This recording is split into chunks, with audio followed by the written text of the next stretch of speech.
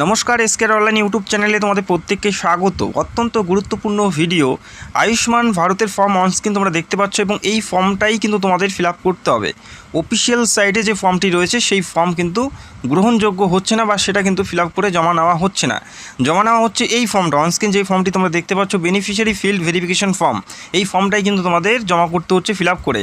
আর এই ফর্মটা বাড়ি বাড়ি গিয়ে পৌঁছে দিচ্ছে আশা কর্মীরা এবং এই ফর্মটাই ফিল আপ করতে হবে। তো আশা রাখছি তোমরা বুঝতে পারলে। অফিসিয়াল সাইটে যে ফর্মটি আছে সেই ফর্ম কিন্তু তোমাদের ফিল আপ করতে হচ্ছে না, আশা কর্মী যে ফর্মটি দিচ্ছে সেই ফর্মটি কিন্তু তোমাদের ফিল আপ করে জমা করতে হচ্ছে। তো ভিডিওটি সম্পূর্ণ দেখো, প্রত্যেকটা বিষয়ে স্টেপ বাই স্টেপ দেখিয়ে দিচ্ছি।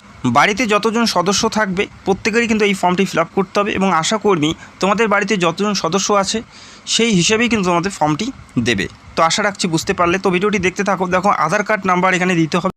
তবে আশা কর্মীর তরফ থেকে যে সমস্ত ফর্মগুলো দেওয়া হচ্ছে প্রত্যেকেরই কিন্তু প্রায় প্রত্যেকটা অপশন ফিল আপ করা আছে। যেমন আবেদনকারীর নাম উল্লেখ করা থাকবে, আধার কার্ড নাম্বার এখানে থাকবে, পাশাপাশি রেশন কার্ডও নাম্বার কিন্তু থাকবে।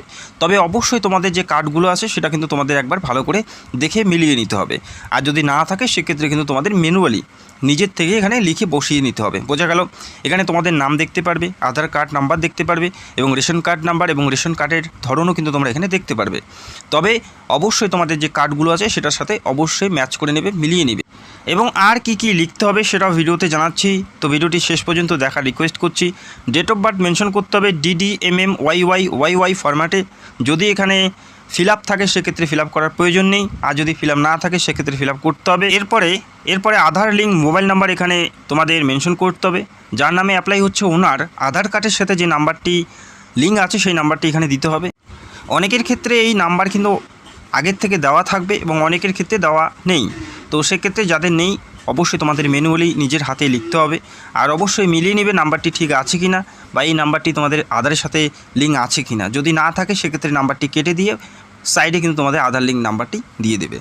এরপরে জেন্ডার মেল ফিমেল সেটা সিলেকশন করে নেবে। এরপরে পুরো অ্যাড্রেস কিন্তু তোমাদের মেনশন করতে হবে, ভিলেজ থেকে শুরু করে পোস্ট অফিস, পুলিশ স্টেশন, এরপরে তোমাদের ডিস্ট্রিক্ট থেকে শুরু করে প্রত্যেকটাই তোমাদের মেনশন করতে হবে A to Z, এবং পিন নাম্বারটা অবশ্যই মেনশন করে দেবে। এখানে ম্যানুয়ালি তোমাদের ফিল আপ করতে হবে। যদি স্ট্রিট বা ওয়ার্ডের নাম না জানো সেক্ষেত্রে ভিলেজ থেকে তোমরা শুরু করতে পারো। তো এরপরে দেখো, ডিস্ট্রিক্ট নেম তোমাদের এখানে আলাদা করে মেনশন করতে হবে। যদি না থাকে ব্লক, কত নাম্বার ব্লকে তোমরা অন্তর্গত সেটা উল্লেখ করতে হবে, কোন ব্লকে, পাশাপাশি কোন গ্রাম পঞ্চায়েতের অধীনে তোমরা বসবাস করো সেটা উল্লেখ করতে হবে যদি মেনশন না থাকে। এরপরে ফ্যামিলি হেডের নাম এখানে তোমরা দেখতে পারবে, যদি না থাকে সেক্ষেত্রে নিজে লিখতে হবে। এবং টোটাল ফ্যামিলি মেম্বার কতজন আছে সেটা উল্লেখ করতে হবে, পাশাপাশি প্যান কার্ড নাম্বার। এবং এই প্যান কার্ড নাম্বার যার জন্য আবেদন হচ্ছে ওনারই কিন্তু প্যান কার্ড নাম্বারটা এখানে তোমাদের বসিয়ে নিতে হবে। যার জন্য আবেদন হচ্ছে ওনারই প্যান কার্ড নাম্বারটা কিন্তু এখানে বসাতে হবে। তো এভাবেই তোমাদের ফিল আপটি করতে হবে, পরিবারের প্রত্যেক সদস্যের এভাবেই তোমাদের অ্যাপ্লাইটি করতে হবে। এবং তার নিচে তোমরা দেখতে পারবে ভোটার ডিটেলসগুলো তোমাদের ফিল করতে হবে। ভোটার ডিটেলস দেখো, যার নামে অ্যাপ্লাই হচ্ছে ওনার ভোটার কার্ড নাম্বার সঠিকভাবে মেনশন করতে হবে। পাশাপাশি এসি অর্থাৎ অ্যাসেম্বলি কী আছে, অ্যাসেম্বলি নাম্বারটা এখানে চাওয়া হয়েছে। এখানে কিন্তু অ্যাসেম্বলির নাম জিজ্ঞেস করা হয়নি, নাম্বার কত আছে সেটা উল্লেখ করতে হবে।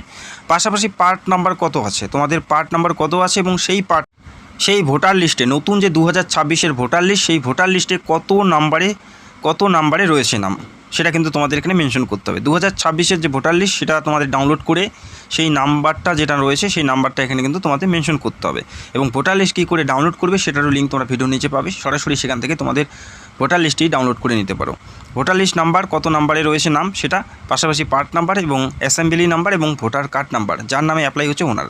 এরপরে স্বাস্থ্যসাথী নাম্বার 17 সংখ্যার নাম্বার এখানে মেনশন করতে হবে যদি কার্ড থাকে সেক্ষেত্রে। এবং নিচেরটুকু কিন্তু যিনি এই ফর্মটি জমা নেবে উনি ফিল আপ করে দেবে নিচেরটুকু। এরপরে দেখো, এরপরে ফ্যামিলি ইনকাম 8 লাখ টাকা পার ইয়ার, যদি হয় সেক্ষেত্রে ইয়েস, যদি না হয় সেক্ষেত্রে নো করবে। এরপরে দেখো, পরিবারের কোনো সদস্য কি ইনকাম ট্যাক্স প্রদান করে কি না, যদি থাকে এরকম কোনো সদস্য সেক্ষেত্রে ইয়েস, যদি না থাকে নো করে দেবে।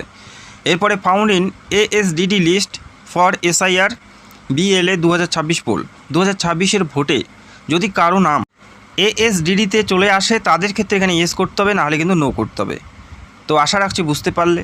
এরপরে pending under SIR applied tribunal, যাদের নাম SIR-এ বাদ পড়ে গেছে এবং যারা ট্রাইব্যুনালে অ্যাপ্লাই করেছে এবং যাদের অ্যাপ্লিকেশন এখনও পেন্ডিং তাদের ক্ষেত্রে ইয়েস করতে হবে এবং বাকিদের ক্ষেত্রে নো করে দেবে।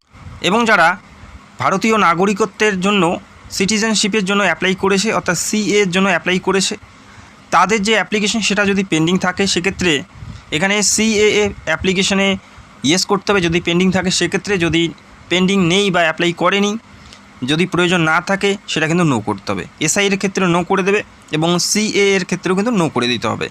এরপরে দেখো beneficiary name delete for Annapurna Yojana beneficiary list.